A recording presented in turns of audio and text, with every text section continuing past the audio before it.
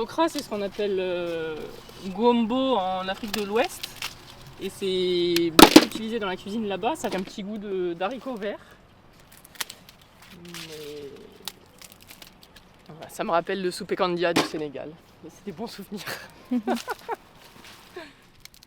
Quand on me demande qu'est-ce que je fais, souvent le premier terme c'est je suis agricultrice et je fais des graines potagères. Et ce qui me plaît dans ce métier, c'est que je puisse faire la majorité des choses manuellement. Aussi, l'avantage des graines par rapport au maraîchage, c'est qu'on a plus de temps aussi. J'ai l'impression qu'on est moins toujours dans l'urgence.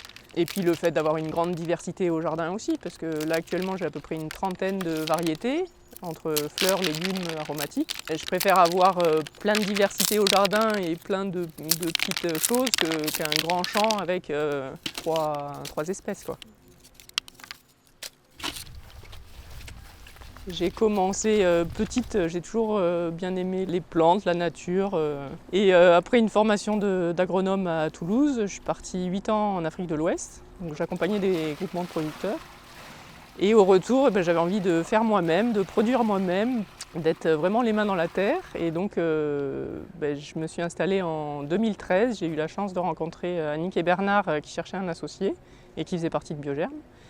Et donc c'est avec eux que j'ai appris le métier. Et le fait d'être semencière, de faire à la fois la production et la commercialisation, ça fait qu'on a cette dimension collective aussi tous ensemble à Biogerm, qui fait que même si je suis toute seule sur ma ferme, on est quand même nombreux à Biogerm et on travaille ensemble et on peut s'entraider s'il y a besoin. Ça va faire 11 ans que je suis associée dans Biogerm, donc j'ai vu un peu tous les secteurs. Et là actuellement, je suis surtout sur l'ensachage, la préparation du catalogue, l'expédition et la commission point culture. C'est ce qui permet de répartir entre toutes les fermes les différentes variétés du catalogue. On a à peu près 500 variétés au catalogue. Et donc on attribue un nombre de points à chaque culture, selon la difficulté à produire, la quantité à produire, si c'est facile à trier ou pas, si ça réussit chaque année facilement ou si on sait que c'est une culture qui souvent rate une année sur deux. Et ensuite on a un nombre d'heures aussi de commercialisation qui fait notre engagement en commercialisation dans le GIE. Et les deux ensemble, c'est ça qui fait notre engagement dans le Biogerm et dont dépendent donc les revenus qu'on a en fonction du chiffre d'affaires du GIE.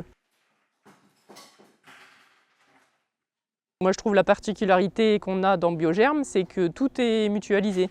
C'est-à-dire que moi, j'ai une trentaine de variétés, par exemple. Si j'en rate une et que je ne peux pas amener de graines sur cette variété-là, mon revenu ne va pas diminuer proportionnellement au nombre de cultures que j'ai ratées. Et ça, c'est un grand plus. Enfin, en agriculture, c'est assez unique quand même, parce que je ne connais pas d'autres structures qui fonctionnent comme ça, en fait. Et c'est vrai que quand on est dedans, on ne s'en rend pas forcément compte, mais quand je discute avec d'autres agriculteurs notamment, ils disent « Ah oui, c'est quand même pas mal ce système !»